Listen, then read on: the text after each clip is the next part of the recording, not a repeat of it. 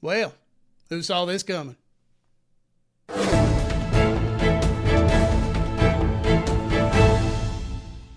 Hello everyone and welcome back to the channel. I'm Professor Lars. This is Hitting the Wall Racing. Got some breaking news in the injunction for the antitrust lawsuit against NASCAR. NASCAR has filed to appeal the decision of the injunction to make 2311 and Front Row Motorsports charter teams and to stop the sale or the transfer of the Stewart Haas Racing charters to 2311 and Front Row Motorsports. And of course, I'm getting all my information from Bob Pockris. NASCAR to appeal ruling granting 2311 and Front Row Motorsports the injunction. It will file emergency motion for a partial stay of injunction pending appeal. What it specifically wants stayed pending appeal is unclear. NASCAR filed request to seal portion of the motion, a precursor to filing it. So basically what that's saying is that they have filed an appeal to stop the charter transfers and them running as charter teams. Now, what exactly they want delayed is unclear because they did have part of the motion redacted. So we're going to have to see later on in the ruling what exactly NASCAR wants delayed. Bob Pockris also goes on to report NASCAR is asking for the enforcement of preliminary injunction be delayed pending appeal, except that NASCAR will guarantee entry of 2 cars each from Front Row and 2311 in each 2025 Cup race. They asked to delay SHR charter transfers and other benefits of charter membership. So what NASCAR is asking, and it kind of sounds like they're willing to play ball a little bit maybe to try and get this appeal through, is that they want the charter transfer stopped from SHR. All right, and they want to stop them from being charter teams, but they will guarantee them a spot in the race. They just won't have all the other benefits of being a chartered team, which would probably mean TV money, race money, things of that nature. And NASCAR, we got a glimpse at some of the filing that explains the reason for the SHR charter halt. So again, this is from Bob Pockris. He posted part of the filing. Second, NASCAR will suffer irreparable harm without a stay.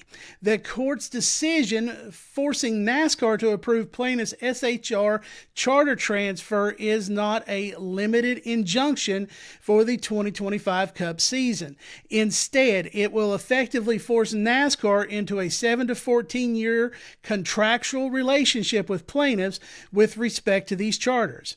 Even though plaintiffs have not met multiple requirement conditions for these charter assignments, moreover, it would be difficult, perhaps even impossible, to unwind these court-ordered transfers once they have occurred. Okay, so basically what they're saying is that even though the letting them be charters for the 2025 season is just for the 2025 season because of the judge wanting to get the trial over with by the start of 2026, they're saying the transfers of the SHR charters to 2311 and Front Row Motorsports will put them in a 7 to 14 year contractual agreement, saying that even though they're not charters, they own charters and that they can do whatever they want with these charters. I'm not for sure. I'm at a loss for words with this one. I do know the injunction only covers 2025 as far as the teams being chartered cars or getting the benefits of being chartered cars. But from what they're saying is, if they transfer the charters over to 2311 and Front Row, that would put them in a 7 to 14 year agreement that they would have to be chartered teams. Bob Pockrass also goes on to report NASCAR is asking for a rule tomorrow on its request to delay injunction enforcement until the appeal can be heard of the SHR charter transfers to 2311 Front Row Motorsports.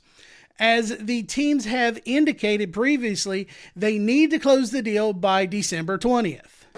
So what NASCAR is saying is they want an emergency injunction themselves, an emergency delay in the enforcement of the injunction to stop 2311 and Front Row Motorsports from becoming charter teams, and the transfer of the Stewart Haas Racing charters to 2311 and Front Row Motorsports. Now, this kind of seems like a delay. Tony Stewart says he needs his money by December 20th. And that's the reason for the whole injunction in the first place, was to get that decision by the 20th so those transfers can go through. But NASCAR now is asking for an emergency halt of the injunction until their appeal can be heard. Now, this I'm no legal expert. This just sounds like another way to try to stop the transfers of those charters from 2311 and Front Row Motorsports. But they are kind of playing ball, guaranteeing them a spot in races in 2025, but they're not going to get all the benefits of actually being a chartered team.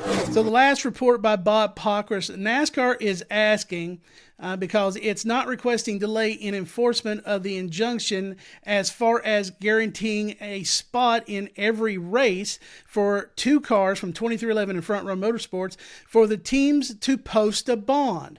That part has been specifically redacted to cover any payouts they might have to return if they lose the case. So basically what NASCAR is asking is for a bond to be posted of a certain amount. That part was redacted by the teams in case the teams lose this court case. If they lose the court case, they're no longer chartered teams. That goes away. And any money that they would get as a result of being a chartered team, which they just said other benefits would not be available to them as chartered teams. So I don't know what they're talking about, but it sounds like NASCAR is saying, well, they'll get chartered team money if they do win this court case, or if they lose this appeal to the injunction. So we want them to post a bond so we can get our money back. I don't know. I'm not a lawyer. I don't know all the answers to everything, but all I know is that NASCAR has asked for an emergency stay from the courts on this injunction to make 2311 and Front Row Motorsports charter teams and to allow the SHR transfers to go through. Now, they're asking for a decision tomorrow, December 20th, and who knows what will happen. We'll keep an eye on everything. If there is a stay in the injunction, we'll do a video, do a short, do whatever I can to let you guys know what's going on. If you like this video, give it a like. If you like what I'm doing overall, hit that subscribe button with the notification bell so you don't miss anything. Again, we're looking for 500 subscribers. We've grown since we hit our goal of 200. We're up 27 since then. So go ahead and hit that subscribe button, and we'll see you in the next video.